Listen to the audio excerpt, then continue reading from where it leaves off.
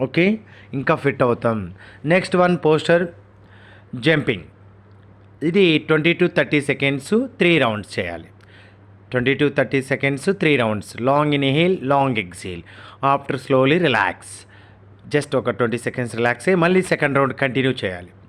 ఎందుకంటే మనం ఎంత ప్రెజర్ చేస్తే అంత ఎర్లీ రిజల్ట్ అండి ఇది. మనం ఇలాంటివి లూజ్ మూమెంట్ జంపింగ్ చాలా ఇంపార్టెంట్.